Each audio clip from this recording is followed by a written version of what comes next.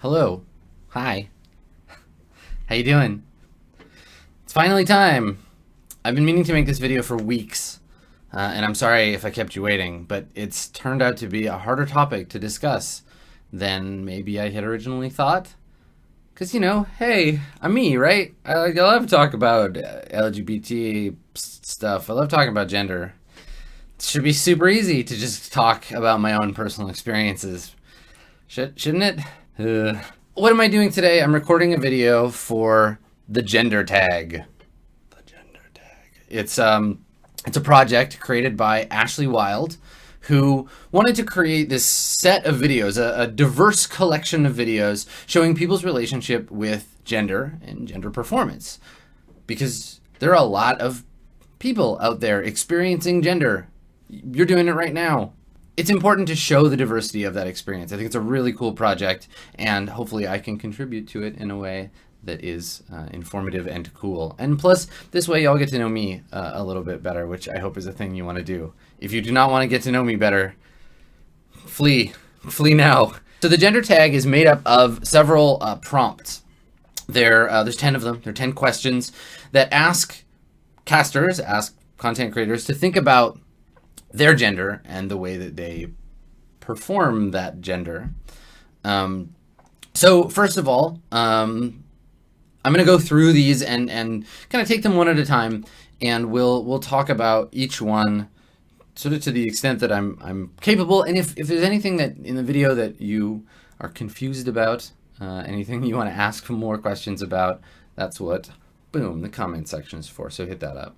Yeah, okay, let's go. Prompt number 1. How do you self-identify your gender, and what does that definition mean to you? I self-identify as a man. I am a man person. I'm a level 1 human male. When I was born, the doctor did what most doctors do and was like, you are a baby and have a penis, so you must be male. Here, have baby, is man baby. So my gender and sex were assigned to as the same thing when I was born. And that's what happens, I think, to most people. Their bodies as infants determine their genders. Now, this is a problem. This is problematic because sex and gender are not the same thing. Gender is performative and sex is biological. And sex culturally isn't the thing that we see every day. If you see sex every day, get off the internet, pervert. Gender is a thing that people perform. They put on their gender costume. And dysmorphia, which we'll talk a little bit more about later, kicks in when your assigned gender and the gender that you are not the same. Now, I, thankfully, for me, I've never had that struggle. I'm in a privileged position to ignore my gender for the most, or to act like I ignore my gender for the most part. I try really hard not to. Yes, I self-identify as male, and the definition means to me that I got lucky. It's not a thing. I didn't choose to be a male. I didn't realize sometime in my life, like, hey, I'm a man. It's just a thing that has been true for me my whole life, and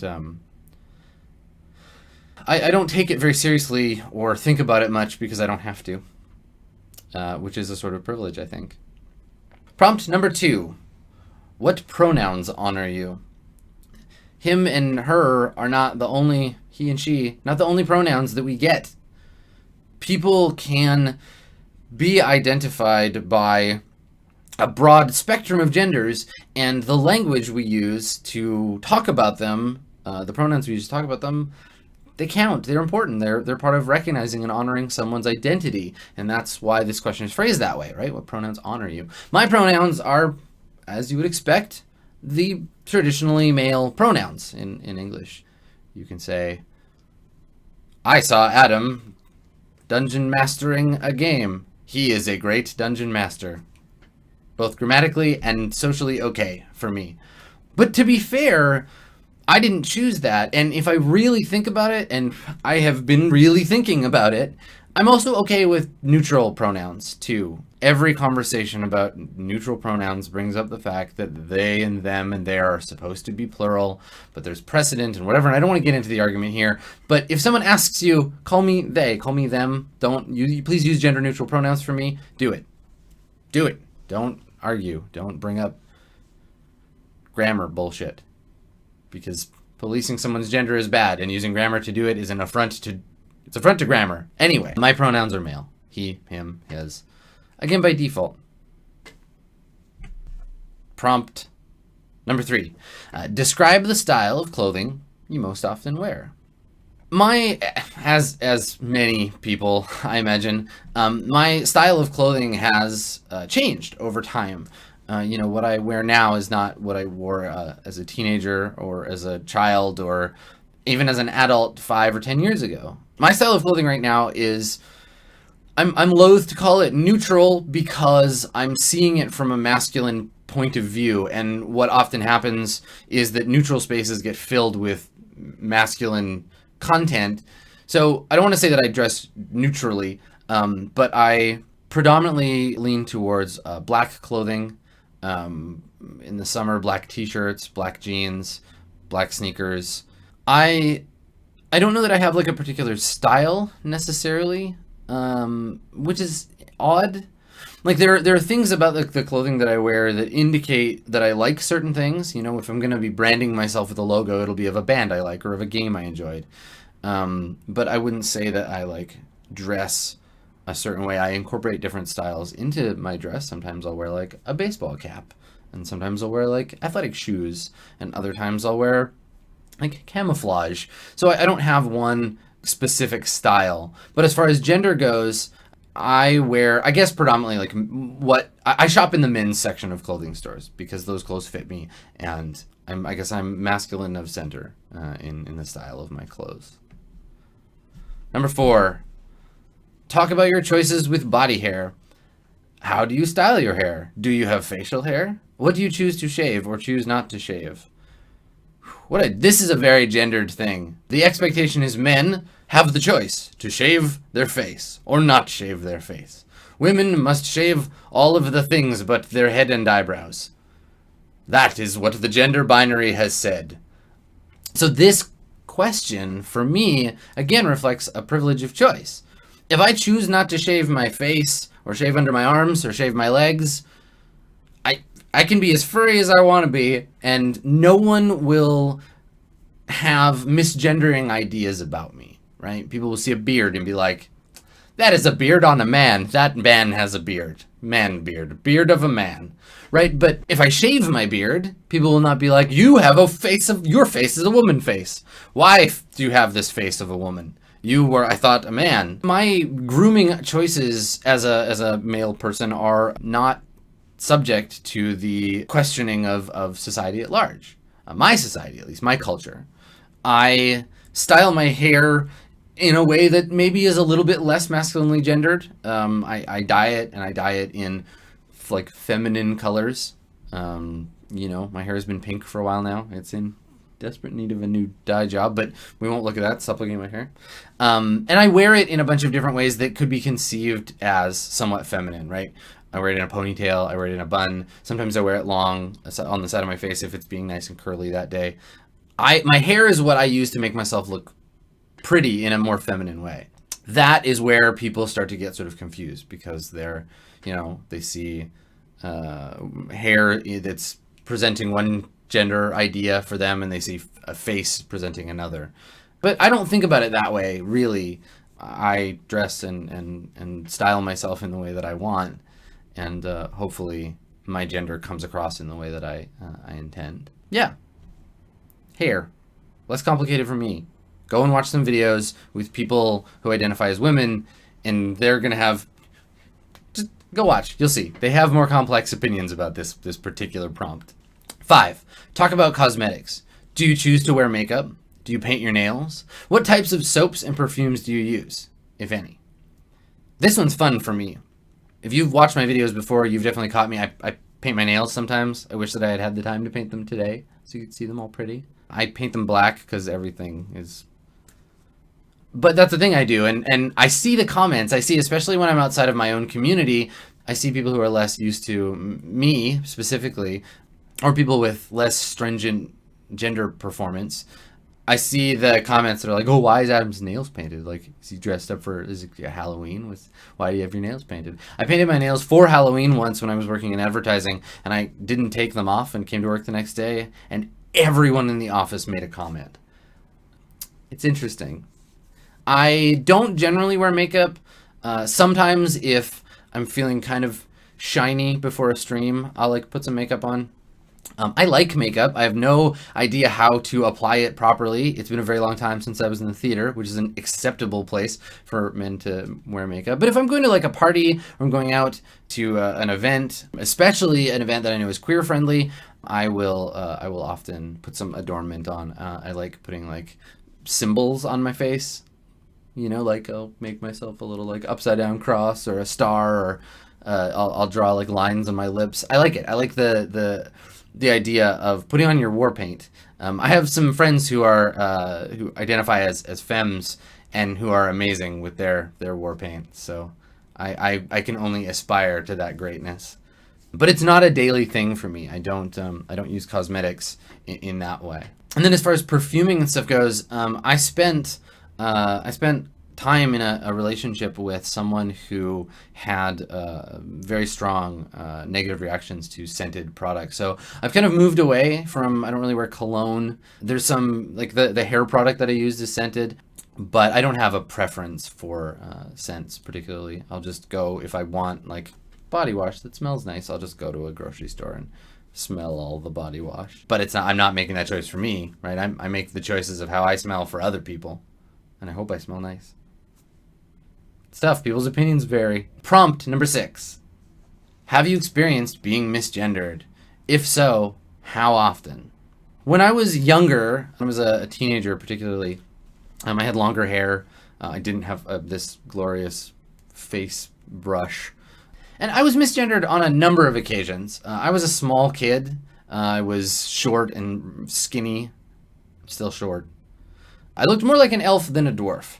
And so I would often get mistakenly, and by often I don't mean like every day all the time. I mean like, you know, once a week or so I would get like catcalled by someone who was too far away to recognize that the short blonde thing with long hair was not the kind of person whose gender they were thinking that it was.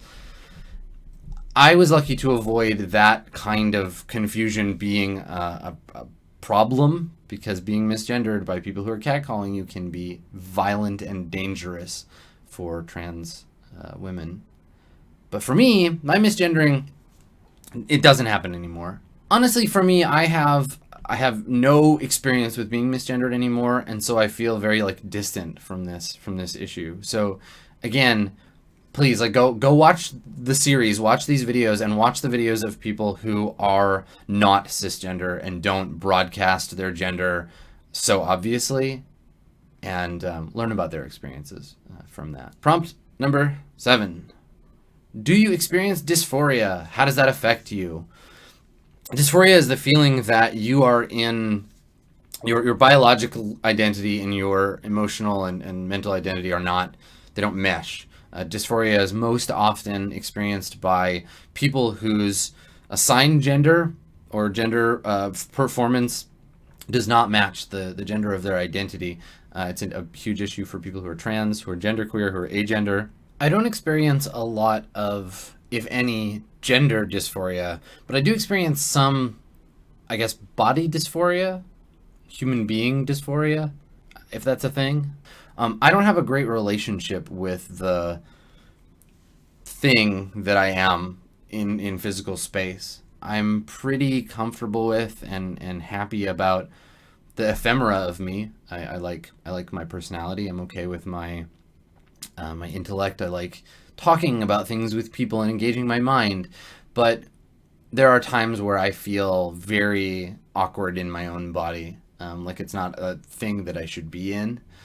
We can get into the philosophy of duality here by talking about, you know, is there a soul? Is there a soul and body? Are they the separate things? I mean, I know that my body creates the impulses that make my personality. I joke about it sometimes on stream, but really, that's a real feeling for me. But it's not about gender. So, Prompt number 8. Talk about children. Are you interested in having children? Would you want to carry a child if that were an option for you? Do you want to be the primary caretaker for any children you have? No, please. I love kids. I love other people's kids. I like the pure, unbridled desire to learn an experience that a child has is so magic. That is so admirable and amazing. And people who have children and raise them and they make decent human beings, I have nothing but the utmost respect for those people. But I do not want to make more babies. I don't want to make more humans. I have trouble enough with the humans that exist in the world. I can't feel responsible for the creation and management of one. I can barely pay attention to SimCity long enough to keep it from burning down. I forget to eat regularly. So I'm not interested in having children, in part because I think that the world is kind of a rough place and it's so much responsibility to bring a helpless thing into that space. And I can't do it. Prompt number 9. Talk about money. Is it important for you to provide for a family financially if you choose to have one? Is it important to you that you earn more than any partner you may have? Do you prefer to pay for things like dates? Are you uncomfortable when others pay, or do you offer to pay for you? I get why this is a gender question, because money in a binary society is gendered, and men are supposed to have more of it and women are not supposed to have as much, and we create systems that encourage that. Men are supposed to pay for things. I have a lot of experience with male affection being driven by money. Right? That's a method by which men can express affection. I bought you a car, and that means I love you. But for me personally, I struggle less, I think, with this as a gender issue and more as a class issue. Because I think that people forget that the people around them do not make as much money as they do. And so I try to be cognizant of if I'm going on dates. And for me, a date is spending time with a person I care about. And often you eat food or you drink beers or whatever. You interact in some way with capitalism. And it's not important for me or my gender identity to do the man thing and pay for stuff. It's important for me as a person who makes money enough to feel comfortable to contribute to other people's comfort and safety with that money. I like buying groceries for my friends who don't have enough money to buy groceries. I like paying for food because when I have more money than the people I am with. I like to distribute my funds in a way that shows people that I care about them in a non-oppressive, non-classist, I have more money than you and get to make the decisions about things sort of way. And it's a struggle. I don't do it perfectly, but I try. And I try not to be gendered about money. And that doesn't just mean I'm a man, so I try not to pay for things. It means I try to understand why I pay for my friends. And I'm particularly cognizant of it when they are not men. But this is a capitalism question for me and not necessarily a gender one. Number 10. Anything else you want to share about your experience with gender? Wow. I mean, I feel like this covers it, right? Like my experience with gender has been frankly pretty fucking normative. I'm a normative case. I'm a hell of a lot more emotional than most men are supposed to be. I cry a lot. I get really happy. I get angry. I feel feelings a lot. I acknowledge my feelings. I acknowledge the feelings of other people, but that's work I've done to be less stereotypically masculine and less a reflection of my innate experience with gender. I feel like there's a lot to me that I still don't really know. And I think that you go through life kind of in a period of questioning. You try to learn about yourself and expose yourself to new things. And I'm really hoping that that's what people watching these videos are doing. I hope that you're learning about other people's experience with gender. And frankly, the more time I spend sitting with my idea of masculinity and my idea of being a man, the less I'm attached to it, you know? The more it feels just like an assigned at birth kind of thing. This is sort of bonus content about me, but I'm pretty anti-taxonomy for myself and the relationships that I'm in. And what I mean by that is I don't like to label things. I never chose the male gender to be my label. It just is. I think I'm probably more close to a gender neutral masculine perceived person. I identify with being a role-playing gamer way more than identify with being a man, right? Identify with being, a relationship anarchist more than I do with being a man. Gender is not as important a thing for me, but again, I know I'm coming from a privileged position. Men are at the top of the pile, so why would I ever give that up? Why would I ever want to be perceived as anything other than, someone with a position of power? And so the struggle for me has been to ethically be masculine in a world where that can often provide advantages that are oppressive to other people. So I guess the thing I want to share is that I'm struggling still too, right? And not to the degree that a person who identifies as trans or a person who's genderqueer or agender. My struggle is not your struggle, but I respect and want to empower you in doing it. And I'd like to try to use my masculine privilege to do that. If you get to start the game at level 10, the cool thing to do is power level everybody else who's been playing on hard mode at level 1. So I hope that the video, I hope you've learned a little bit about me. You've learned a little bit about gender. And I encourage you to go out and watch other gender tag videos. Maybe start with Dodgers. I liked the things that she had to say about. I think that she has a bit of a similar experience. Go check out Dodger's video. Check out other videos on the tag. I'll make sure there are links in the description for all of that. And hey, make a video of your own. If you're part of the Math Squad community, if you're just a lurker, if you have interesting things to say about gender, and you do, I want to hear about them. So does the internet. So if that feels like a safe thing for you to do, record your own video. And that's it for me. Being emotionally vulnerable on the internet, it's a real thing. Thanks for coming.